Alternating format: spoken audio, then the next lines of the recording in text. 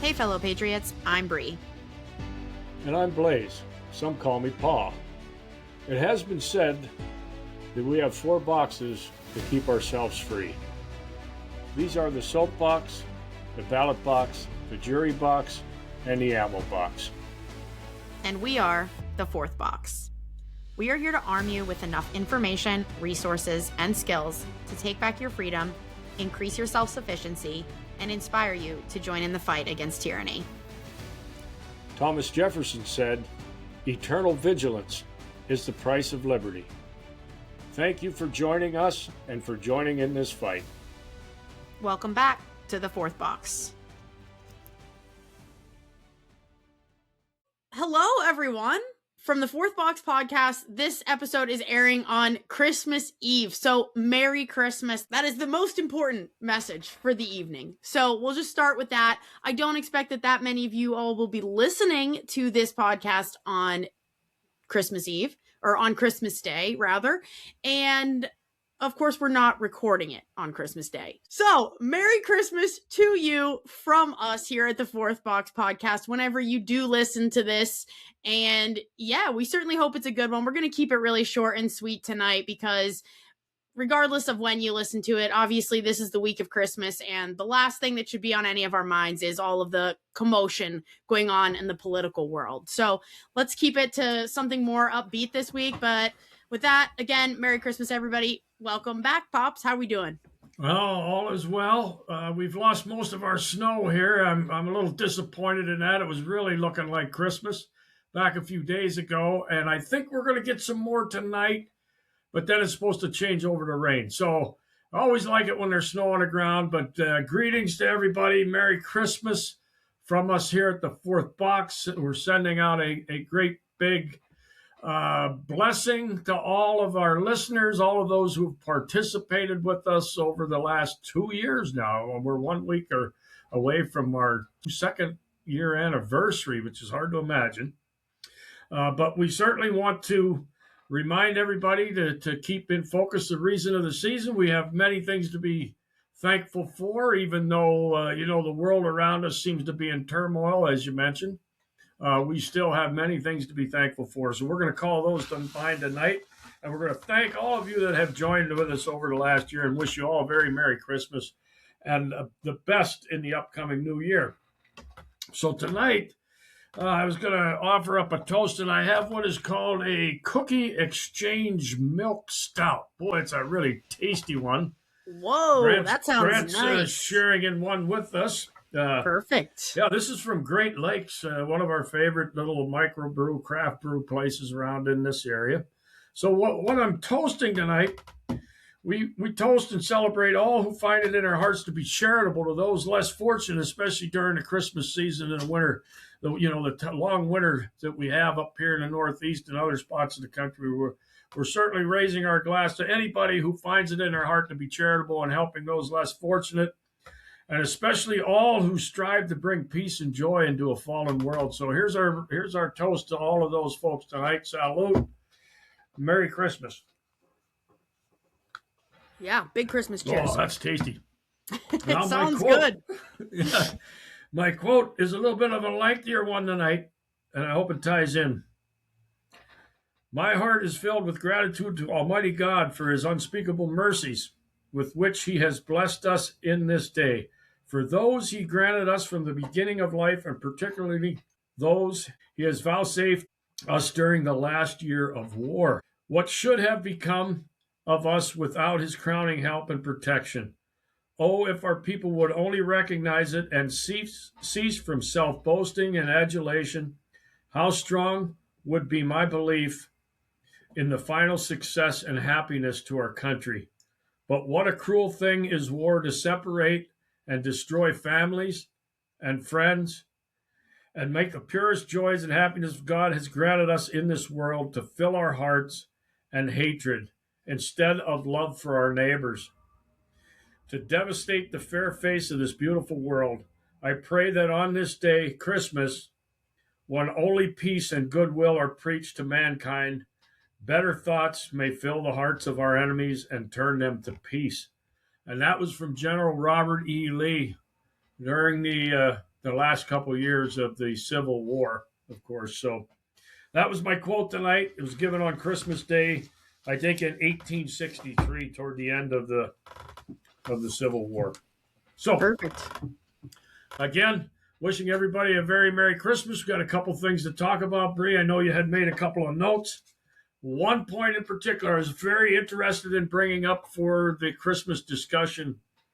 I read an article back a day or so ago called America's Youth Are Turning to God and Family Over Wokeness. Is a talk given by Benny Johnson, a conservative commentator, said the United States is witnessing a significant cultural and political shift driven by younger generations who are increasingly embracing faith, family, and conservative values.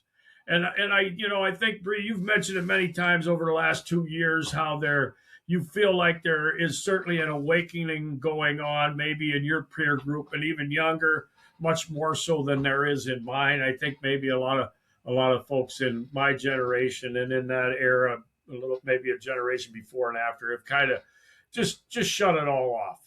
And I think the only way we can fix it is by getting, of course, the energy from the younger folks and people committed to getting back what we've lost. So to me, that's a great thing. If there's a big shift and movement going back toward finding spirituality and conservative values, family values. Oh, yeah. I mean, I've said it so many times on here for that reason, because I really believe it to be true. And obviously it's great, that we're hearing other people talk about this, because we know that it's really being seen on a national scale, on a big scale, not just from my perspective. But I don't know what that really means long term. Not to get too negative here on the Christmas Day episode, but what does that really mean? I mean, the shifts happen all the time. The mindset of the people ebbs and flows all the time. So if anything will come of it, I don't know. I do always go through my own ebbs and flows where I think, we're still stuck in the same cycle. There's nothing we can do. And then I think, a while later on, we're still stuck in the same cycle, but it's not our cycle to break. And I think more positively about it. And so being in the Christmas season, I have that Christmas spirit, and that's how I feel. Maybe, the cycle shifts, but we here on Earth won't be the ones to break it. That's not our job. All we can do is hope that more people are awake to the truth when it's time for that. And if that's what's happening here, then that's a great sign. That's good enough for us. And that's the role that we're trying to play in all of this, truthfully. Yeah, and as I have, and probably a dozen times over the last 2 years now, mentioned the Alexander Tytler historical cycle. And as we've talked about, people will always end up in bondage just because you become complacent and pretty soon you're dependent and then you're in bondage. And his pathway that he suggests, his history displays out of that bondage phase of the cycle is great spiritual courage. So what I take from this is if there is a measurable shift toward young people returning to faith, returning to spirituality, returning to conservative and family values, is this the beginning of that move to where great spiritual courage is exhibited and then eventually independence and freedom won back? So to me, it's like a glimpse out at the end of the tunnel where we're down here in the belly now, but we know, historically speaking, at least from the studies that Alexander Tytler had done going all the way back to the Greek Empire, that's what it took when people got to that point in that cycle where they were dependent and in bondage. It took the finding of great spiritual courage to win back their independence. So maybe that is a hint that is somewhere in the future for us and maybe closer than we think. Yeah, absolutely. And, I mentioned it a couple weeks ago that there are other countries that are kind of getting over that hump a little quicker than us. And even now, we just have seen it happened in Belgium. Not exactly what happened in Nepal, but quite similar, where the people overthrew the government. Hey, we've had enough of it. Get out. You're done. And so it's happening. It's happening around the world. And people are doing this. People are removing governments from power who are corrupt, who are tyrannical, who do not have the best interests of the people in mind. If countries without a Second Amendment can do it, we can do it. I'm not saying that's what we need to do it. I'm just saying that, like, if they can, then what are we waiting for? You know what I mean? So again, I'm not trying to get too far off track here, but I do think that there is so much positivity that comes from that article that you shared. Yeah, and even if it is not the beginning stages of winning ourselves out of here, any significant turn back to the founding principles, which were Christian principles. This country was founded on Christian principles. No matter what anybody else wants to say there, you can find that message sprinkled throughout the founding documents. And any shift and return to that is good, whether it's the initial beginning of winning our independence back or it's just a little blip on a thing where people are returning. I think it's a blessing, and we should recognize it as such, especially over Christmas season. Yeah, for sure. So kind of what I had in mind to run through for this evening, like I said, we'll try to keep it short, was to talk a little bit about what America looked like for Christmas through the Christmas season during the era of our founders. It's so easy to kind of think about Christmas as always being this thing that we know it today. And I just was curious, how similar was it? How different was it?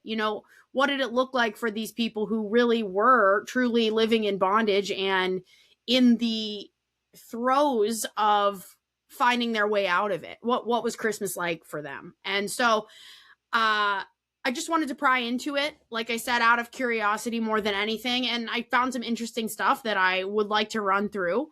Shouldn't take us too long, but just some notes that I think are cool to share and to think about. So the first thing that I think is really interesting when we look back at this era of time was that, yes, we were always meant to be a Christian nation. Our founders were Christian, but the way that they thought of Christmas was so much differently than what we think of it today. And in fact, celebrating it at all was once considered to be very debaucherous in some parts of our country. Now, again, these are the colonies, right? We don't have a full 50-state United States of America situation going on. But in the northern part of the colonies, especially New England, it was absolutely a no-go to be celebrating Christmas at all. And of course, America has always been split theologically, but many of the early churches condemned celebrating Christmas, making it even illegal. Again, this was mostly in New England because it was predominantly Christian, but it was different factions of Christianity. So up in the north, it was predominantly Puritans, and they were very, very, very strict. They made it illegal to celebrate in any way, even to take the day off work. A lot of claims about this were because people were taking the day off work and just partying, gambling, not actually showing any reverence towards the holiday. So it didn't feel that they were taking the day off to celebrate the true meaning of Christmas. So they just said, hey, it's all illegal. You're not doing any of that. Christmas isn't even a thing that we're doing here. On the other side of that, in the parts of the country that did celebrate, which would have been the middle and southern colonies, so Roman Catholics, Anglicans, Lutherans, etc., again, other factions of Christianity, much, much different. They were celebrating for the full 12 days of Christmas, from Christmas through January 6th. It was huge feasts, balls, constant open houses, visiting in and out of neighbors, friends, families for days. Firing guns, hunting, shooting cannons, all sorts of just partying day and night. Like, it was just a huge, huge multi-day celebration, and it was treated as both a holy time and a social season. So obviously that all was going on, and it was this big party, but consumerism was not part of the equation at all. Mm-hmm. So we really start to see like where all the differences come, when we think about Christmas then versus Christmas now. There was no consumerism because, even the idea of Santa Claus hadn't even been brought into the States yet, into the colonies rather. So it was very, very, very different because the focus was really on those connections and relationships. And like I said, it was a social season. It was a time for spending time with loved ones or just people you knew in the community. Mm-hmm. Not even necessarily loved ones, just everyone getting together and sharing in that camaraderie, recognizing that it was a holy celebration. So really interesting. It was also because of this an adult holiday. It wasn't really a holiday that children cared about because this was a time of partying and revelry. So today we know it as an over commercialized kind of child friendly holiday. I mean, a lot of what we think about with Christmas today is geared towards children. Not to say that, adults aren't celebrating Christmas, but when we think about the commercialized consumer holiday that it's become, it's very much focused on things that are going to attract children and force parents to spend money on them. Much, much different from, years and years ago, the day of our founders. Along with that, because of it being such an adult-focused holiday, there were many different traditions that in some ways we carry on today, but it looks a little bit different. So there was something called mumming, and this was kind of the idea of caroling that, of course, still exists today, but people would dress up in all sorts of costumes, put on funny little plays or skits in their neighbors' homes. So they would go around and do sort of like drunken presentations dressed in, their homemade costumes and whatever. And obviously there were some carols at the time a little bit different from today, but that was still part of it. And then, of course, Wassailing, which we recall from some of our favorite carols, but this was basically just hopping from house to house and drinking mulled wine. Wassail was a name for this hot spiced wine.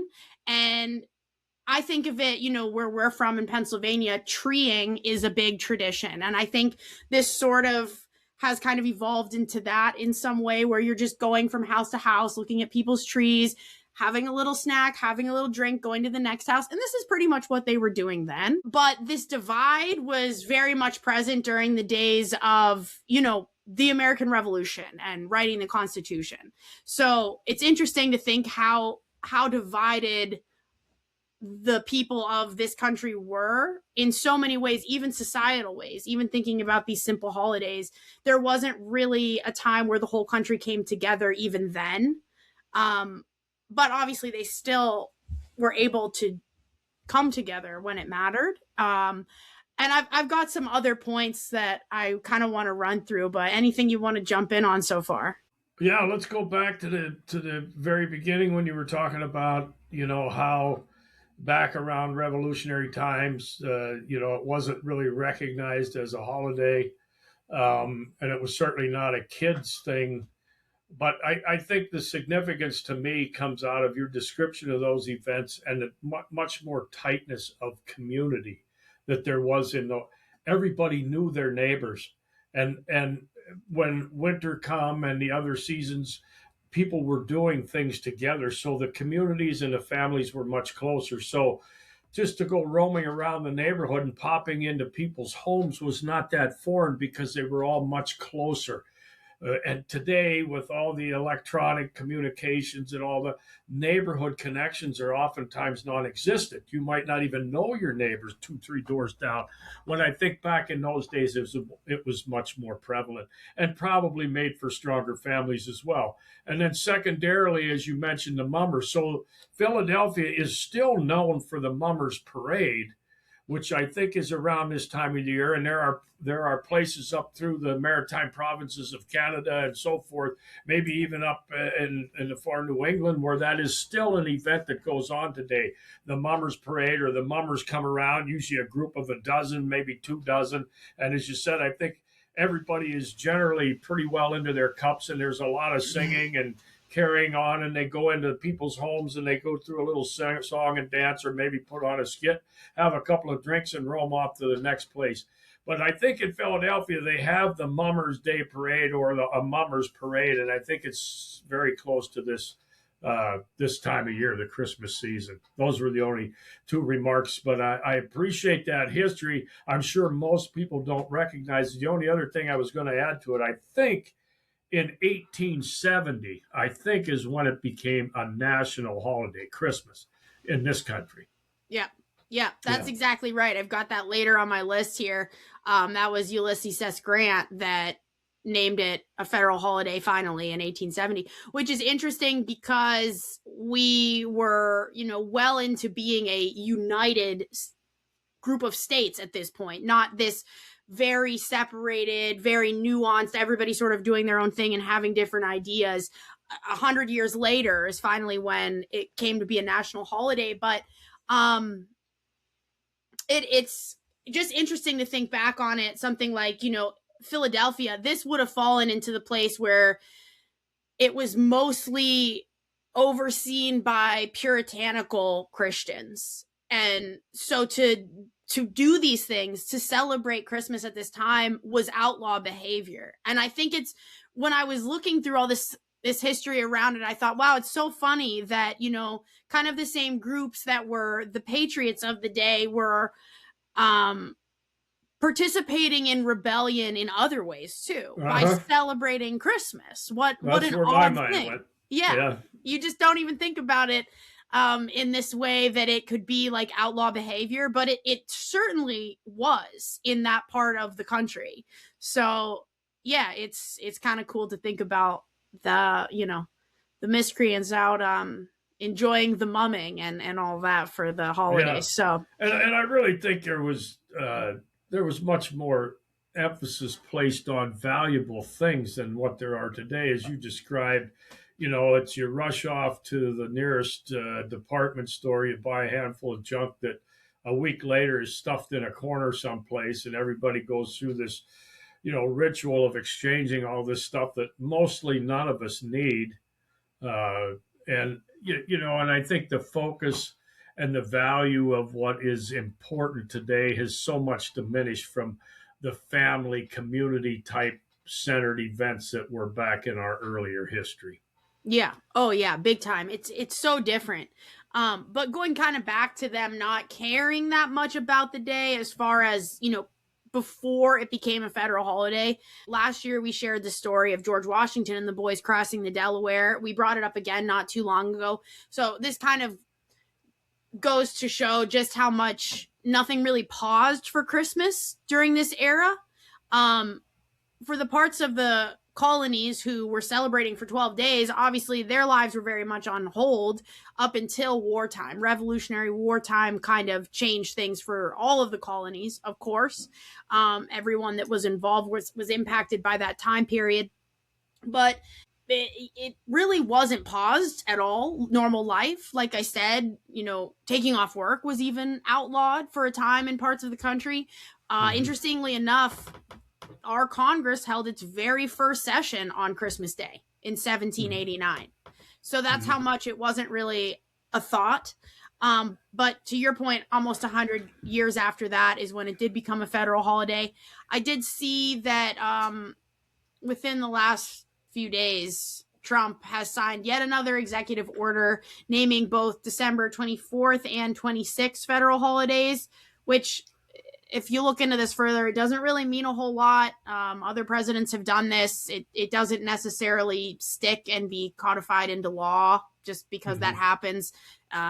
It may only impact a few federal agencies this year in the next few days, and then it kind of goes away. So it doesn't really mean a whole lot, but it is interesting to see, like, okay, yeah, like, the times were much harder back then, and they could still put their life on hold in the places that it was allowed for 12 days and really celebrate these things for 12 days.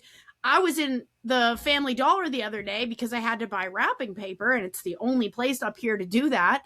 And they already had Valentine's Day decorations out. No doubt. I know sometimes, we see the Christmas decor out at Thanksgiving, but Valentine's Day before Christmas was so, I don't know. I thought it was kind of cool anyway to say, hey, they're both federal holidays, even if it's just for now, because it also meant something to slow down, hundreds of years ago, to slow down and take time during the cold, slow time of the year and put your energy towards what was important. Like we've discussed here moments ago, family, community, et cetera, et cetera. So just kind of interesting. But the U.S. Constitution and later the First Amendment obviously established that federal government would not create a national church or favor one denomination, which meant that Christmas would not be imposed, of course, as an official religious observance. So it being a federal holiday is really more about, anyone being able to take the day to celebrate it however they want. You're allowed to celebrate that however you want. So obviously back in those days, this Constitution and this First Amendment also meant that nobody could impose any of these fines on people for taking the day off or for celebrating. Outlawing any Christmas celebrations kind of went away here because of the Constitution and because of the things that happened during the American Revolution. So obviously there's two sides to that coin, but it was after the Revolution that finally things started to lighten up on the parts of the country where it was outlawed to celebrate and became more normalized. And then over several years, it didn't happen overnight, but several years, everyone sort of became more unified in our traditions, leading to the Christmas that we know today, which the last thing that I wanted to hit on that came from the Revolutionary era was actually the Christmas tree. And I think a lot of people will recognize that the tradition of Christmas trees in the home came from Germans and the German immigrants coming to Pennsylvania, in fact, but it actually was first introduced to the colonies during the days of the Revolutionary War by the Hessian soldiers. So that was a lot of great history you dug up on there, and I want to go back because this was such an impactful story to me, and that is about the Washington crossing. I think almost every year they do a reenactment, and I think I sent you over a link, and I hope you're able to get it up on the website. If anybody has 10 minutes over the Christmas holiday, to take 10 minutes and listen to that story. It is absolutely stunning. It is one of my favorite patriotic events of all time. And oddly enough, the Hessians, who Washington crossed the Delaware River to deal with, which really was a turning point for the American Revolution, were celebrating because it was Christmas, fully expecting there to be no trouble whatsoever. And it really was advantageous to George and his other generals who led a multi-pronged attack. If you take a few minutes to listen to that 10-minute thing, it's just heart-wrenching to hear the condition of what the American colonists were in. Two of them actually died, froze to death on the journey to get over onto the New Jersey shore. So it's a great, great story.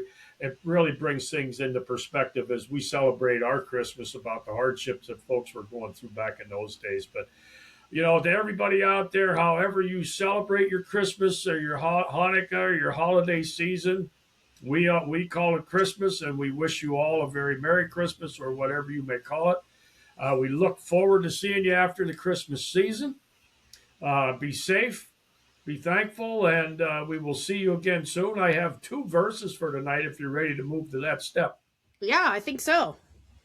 Okay. My first verse comes from Jeremiah 29, verse 11. For I know the plans I have for you, declares the Lord. Plans to prosper you and not to harm you. Plans to give you hope and a future.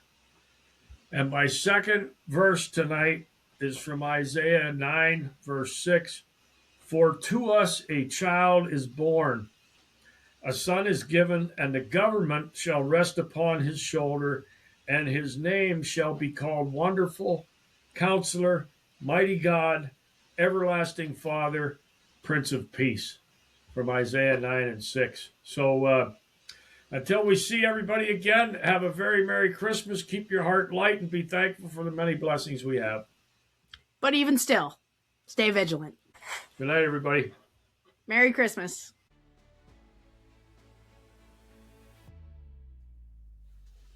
Thank you so much for listening. We really do appreciate the support and truly love getting to share this message with anyone who wants or needs it.